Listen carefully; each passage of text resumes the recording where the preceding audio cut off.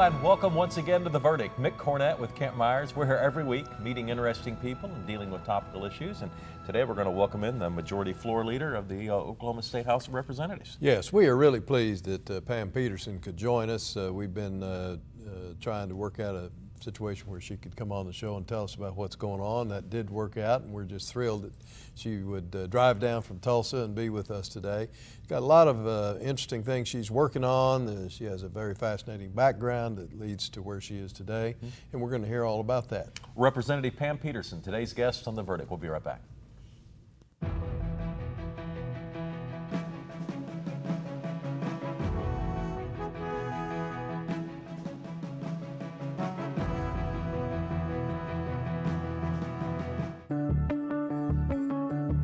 A doctorate in American Indian Studies and Comparative Cultural and Literary Studies.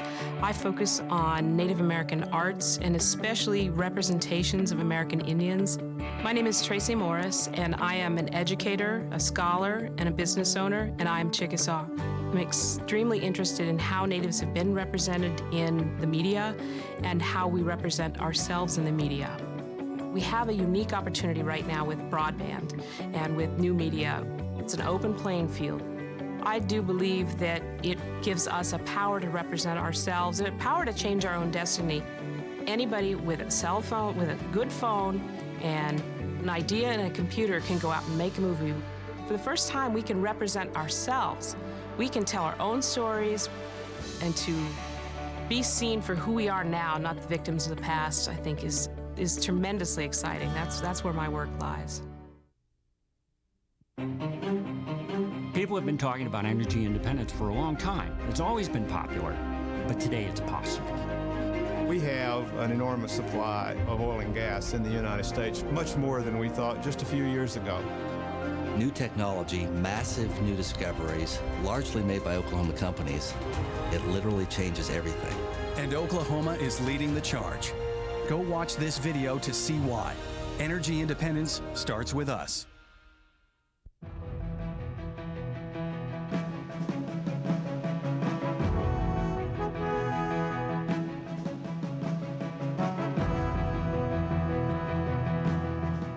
Welcome back to the set of The Verdict. Mick Cornett with Kent Myers, and Kent's going to introduce today's guest. Today is a genuine pleasure to welcome to the set of The Verdict the Honorable Pam Peterson. She is state representative from District 67, I believe, in the Tulsa area, Tulsa County area. She did her undergraduate work, and frankly, this is what got her to Oklahoma. She was born in New York City, but came to Oklahoma to attend Oral Roberts University, where she did her undergraduate work. And after that, she has been an associate television producer. She's been a television spokesperson. While in Wisconsin on some business duties, when she was living there, she was appointed by the Wisconsin Governor Tommy Thompson to the Governor's Task Force on Family and Children's Issues, and that experience has guided her through much of her public service. She has been in the House of Representatives since 2005. She was appointed by Speaker Shannon to be the majority floor leader in this last session, and will continue to do so in this next session. This is her first appearance on The Verdict, and we're glad we could get her to drive down from Tulsa and join us. Welcome. Thank you very much for inviting me. Congratulations on being the majority floor leader. And I guess this was your first session? Yes, it was. As that position. So how'd that go? Well, I think it went pretty well, considering, you know, it's a job that people have described as herding cats. So if you can get 101 members and get some good business done for the state of Oklahoma, it's been a good year. Well, if you don't hang out at the Capitol, you might really not know what majority floor leader does. What can you explain to the voters what you do for the legislature? Basically, I'm the one that's running the daily activities on the House floor. I call up the bills that are going to be heard on each day and basically set the agenda of what's going to be heard on the House floor every day. Are you a gatekeeper for the bills? That would be a good word for that, yes, a gatekeeper. And so you must work closely then with the Speaker. Yes, I serve at the pleasure of the Speaker, and you know, we work as a team. Our whole leadership team works very, very well together, and we have other majority leaders that are assisting me in my duties, because we do have 72 majority members in the Republican Party, 101 members total. So it really works very well that we work as a team. I think Lone Ranger legislators don't get a lot done, and I think we work well together. Does that also encompass helping to secure votes for the passage of the legislation that the Speaker wants to put Well, forward? that's the whip's job primarily. To do that, but I hopefully will, I'm try to be fair with everyone and have a very open door policy for the members to come and talk to me about their bills and work together on that hopefully when it gets to the floor, they know too what to expect as far as the votes, so whether it's going to pass or not, or if it's going to be a lot of debate. That's also helpful information for me to know, is this bill going to be a 2-hour debate on the floor, or is this something that's going to sail right through? And so that kind of information is helpful as well. Something I didn't say in the introduction and should have, but you also have served as Majority Whip.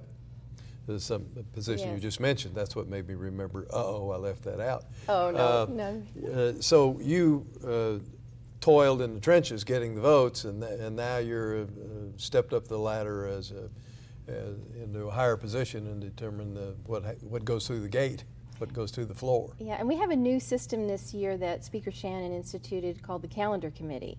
And I chair the Calendar Committee and put on the Calendar Committee agenda what bills for the committee to look at, to pass through, that will ultimately come to the floor. And it's one more step in getting bills heard on the floor. That's new this year, that hasn't been done in previous years. Usually just the floor leader made the decision on what bills would be heard, one person. This is a committee of 18 with minority members and majority members on the committee, and they have the ability to add a bill to the agenda that maybe I didn't put on there, and we actually have a recorded vote that takes place, and then from that calendar committee, those bills go to the floor agenda. I put the bills on the calendar committee agenda initially, but we've had some discussions about adding particular bills from the minority party during the committee meeting, and we have at times added a bill or two. So it's a new system for us. Congress does something similar, and I think the Speaker really wanted to have a more open way of showing the members of, these are the bills that are going to be heard, these are the bills that you can expect to be heard, and we're working through that. It's a new process for all of us. I want to go back a little bit and ask, you served as a Majority Whip under Speaker Steele, I guess. No, it was actually Speaker Hyatt. Speaker Hyatt. I came in a special election in January '04. So the majority for the Republicans came in November of '04 in that election. So I actually served one session in the minority party. I see.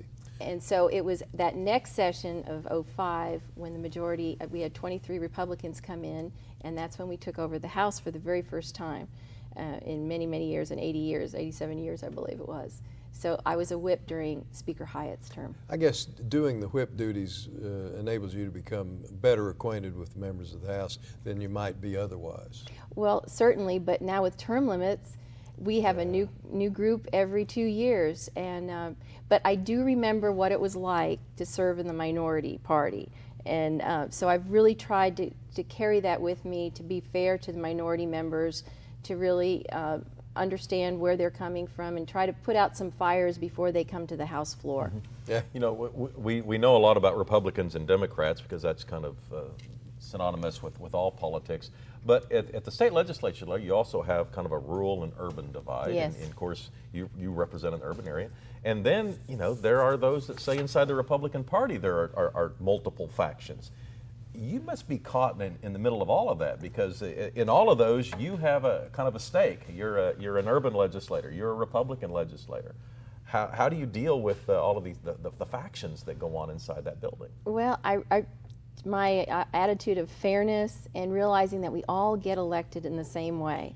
We all represent between 30 and 35,000 individuals out there that send us to the state capitol. So I really keep that in mind, in dealing with the members, because they all worked hard to get there. We all represent our constituencies. Now, we don't always agree, and because the Republicans are the majority party, that's what the people's will was in electing us. There's certain agenda items that we as Republicans have that are going to be somewhat different from the Democrats. with that understanding, I think the Democrats also understand that to a degree. With our agenda, we have to move forward on certain things that maybe they don't like, but at the same time, I try to be fair to their individual districts and understanding whether it's water or agriculture, things that I don't personally really know much about being an urban legislator, and to hear from them and how that's going to affect their district and if it's important to them. And we usually try to hear, most of the bills, I mean, within, fairness to everybody, but there's some that just don't make it. A lot of sessions going on this summer. Interim studies. Interim studies. Discuss 2 or 3 that you got your eye on. Oh my goodness. This is one year that I did not request an interim study, but for the general public out there that might not know what that is, an interim study is a time when things aren't so crazy in the legislature that we get to study a particular issue that maybe a legislator wants to run a bill on next year. So many times it's kind of a way to test possible legislation in moving that idea forward. There's like 68, I believe, interim studies. There were over 130, I think, that were requested. The Speaker has total authority in assigning those studies in the House. So he determines which ones move forward. So those 68 studies will need to be completed by November. And the members pick the dates that they want to have, and they bring speakers in, many times constituents or experts in a particular area. My particular interest, being involved with some DHS things, is that there's a foster care one that Representative Ownby, who chairs Human Services, he's from Ardmore, and he's requested that study. I'm interested in that. There's a lot of education type studies that are been requested, school safety, I think storm shelters after the Moore tornado, that's another interim study that's been requested. Student data collecting, privacy issues, that's a big thing as we're moving more and more towards advanced technology in all areas. I'm seeing a lot of legislation dealing with technology coming forward because it's a new animal for all of us, and it's constantly changing, and we want to make sure we protect privacy rights as well as cost-saving avenues for government. And we've gone paperless many times in state government in some areas, so it does save us a lot. And so there's a lot of issues. I can't remember all the 68, but those are a few. I'm impressed that you came up with that many. That's very, very impressive. Pam Peterson is the Majority Floor Leader. We'll have more with her when we get back.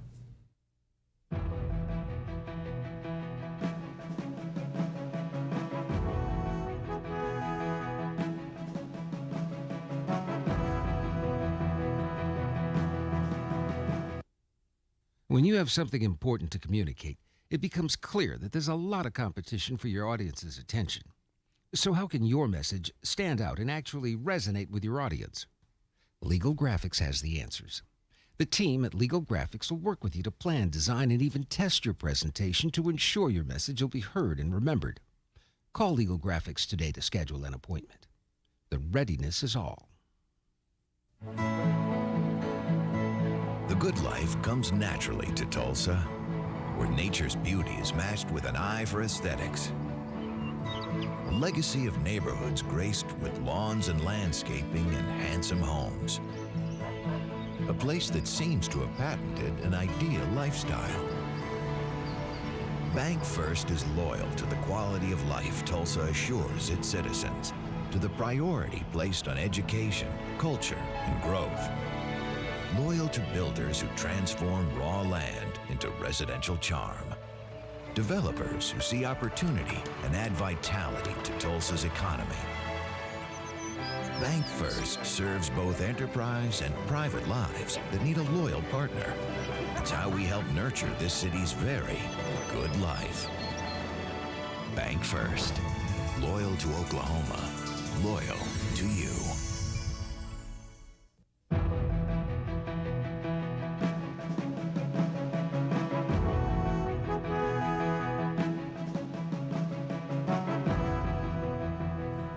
Welcome back to the Set of the Verdict. Mick Cornett with Kent Myers and our guest Pam Peterson, who was the Majority Floor Leader for the State House of Representatives. Yeah, Pam, looking forward to the next session, just kind of what are the general topics that you could pretty well anticipate being at the top of the agenda? Oh, well. I mean, obviously budget, but beyond budget. Yeah, and usually we as majority party get together in December to kind of talk about what the members, what they foresee wanting to move forward with. So it's not just one person deciding the agenda of the House.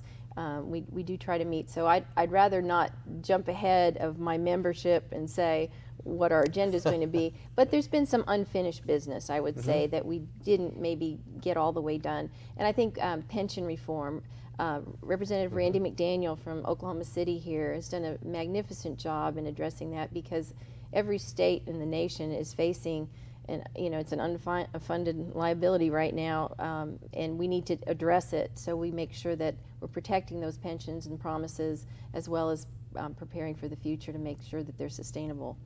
Would you anticipate another look or another effort at the subjects that were disqualified, if you will, by the Oklahoma Supreme Court recently on the grounds of more than one general subject or log rolling or whatever you want to call it, for tort reform, I guess, and repairs at the Capitol or whatever the topics may have been? You suppose those will be talked about again? It could be a special session, as you've probably heard, and that would be the call of the governor. Right. So we're waiting on her leadership if she indeed does call a special session, and it would be for the members, for the members out there, for the citizens out there.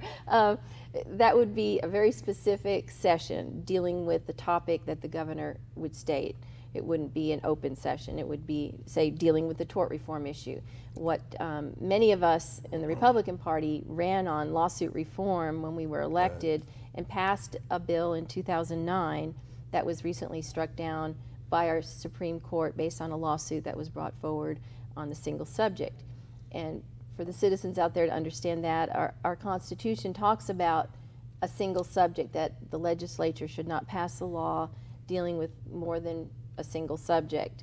And therein lies the, it's very vague, and the court really, I think, took a lot of, they looked at it and they determined that it was more than one subject. Now, from my standpoint, it's a subject of lawsuit reform and tort reform, and that is a single subject to me, even though it touches many areas. We pass other laws that deal with codification, budget bills, that deal with a lot of issues that aren't seen in the same way that the Supreme Court ruled in this case. So I think it's important enough to address this in a special session if that's what the governor determines, because I think it's really held us back in the past. The business community really wanted it, and individuals wanted it, and Texas has really surpassed us in this area, and I think we've lost a lot of jobs, truthfully, because we haven't dealt with it. So we don't want to lose too much time, and if it's not called for in a special session, I think it would be dealt with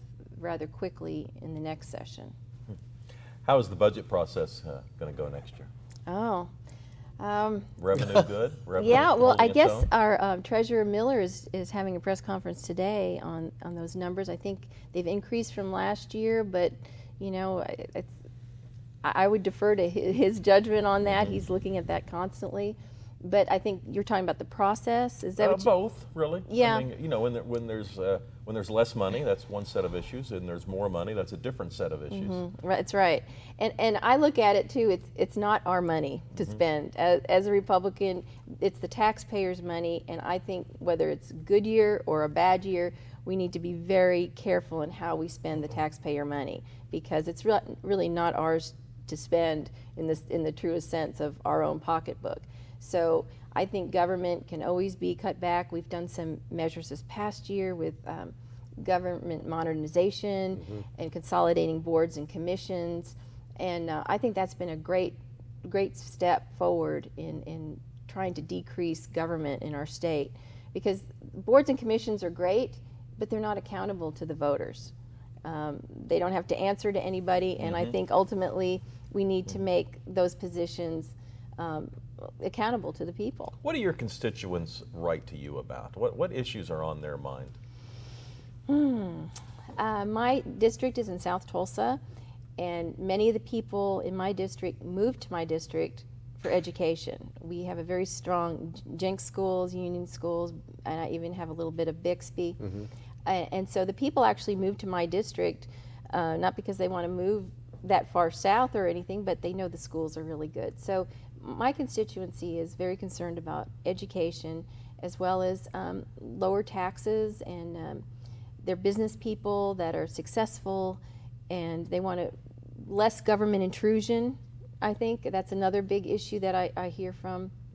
You know, they just want to go to work, do their job, keep the money that they've earned, and less government in their lives. Well, how do you deal with the education issue? Taking that feedback that people want a better education, and that's such a large part of the state budget. It is, and I don't serve on that committee, but it is a big part of our budget. Over 50% of our budget goes to education, and there's a lot of discussion right now on the changes being brought forth with the federal standards and Common Core, and there's quite a battle going on in the midst of that.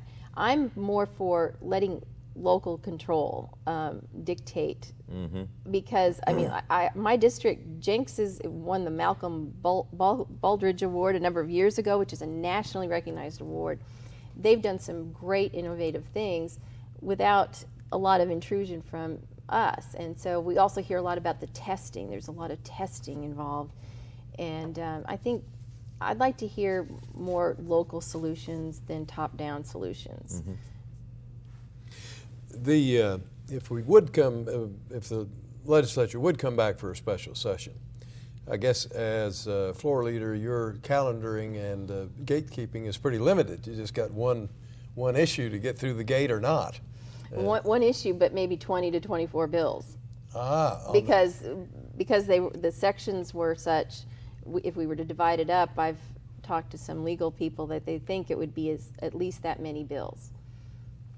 When do you think we'll know? What's the timetable? When is it too late to call a special session? I don't know if there is, but it's really up to the governor at this point. Only the legislature, if it met with 2/3 vote, which we're not in session, so we can't do that, or the governor can call it. So it really is the governor's call at this point. She can ask our opinion, but it's her call. I guess the tension is at some point it's so close to when the legislative session would start anyway. Why bring them back specially? Just let it be handled a month or two later at the regular, or whatever the time period. I don't know what the time period is. Yeah, and I don't know if there is a specific time. It's at the call of the governor. Yeah. So.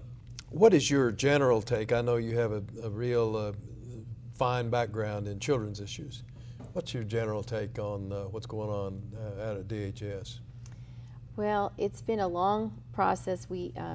Representative Jason Nelson, I have to give him a lot of credit, has chaired this DHS working group that actually started under Speaker Steele to really look at all aspects of DHS. We had a federal lawsuit that was brought on the state of Oklahoma. And back, let's see now, has it been 2 years, the Speaker formed this committee, which I was a part of, Representative Ownby, Representative Russillo, Rebecca Hamilton was assigned to that as well, and Jason Nelson. And we toured 40 counties across the state, met with caseworkers, foster parents, everybody in the chain dealing primarily with child welfare issues, to get a better grasp, and DAs and judges as well, a better grasp on this big agency, to understand it better, what we could do to fix it. About 15 seconds left. From that, we came forward with the Pinnacle Plan. It's still being worked on, and I expect new legislation next year to address further changes, cultural changes, and things that we can improve this important agency that helps vulnerable citizens and children. All right. Representative Pam Peterson is the majority floor leader. Thank you very much for coming on The Verdict. Thank you very much for having me. We appreciate it. Thank you. Kent and I'll have a final word when we get back.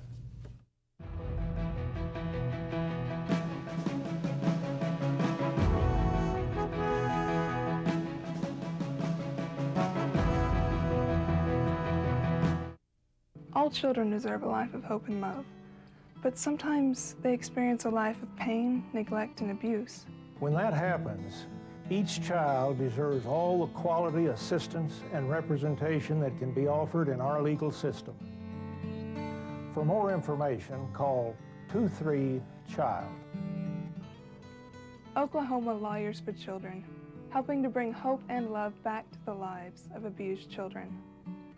You will always be mom and dad to me. You have children coming from a different lifestyle, different mindset. You have to open your arms and really do what you have to do to have that child become a part of your family.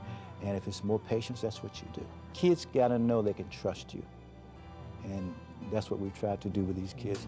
You will always be mom and dad to me. The Journal-Record is pleased to be a sponsor of The Verdict. The Journal-Record, since 1903, the best source of Oklahoma business news and legal information. And for almost 30 years, Oklahoma political, government, and business leaders have turned to the McCarville Report for accurate, reliable, inside information. Visit the McCarville Report online.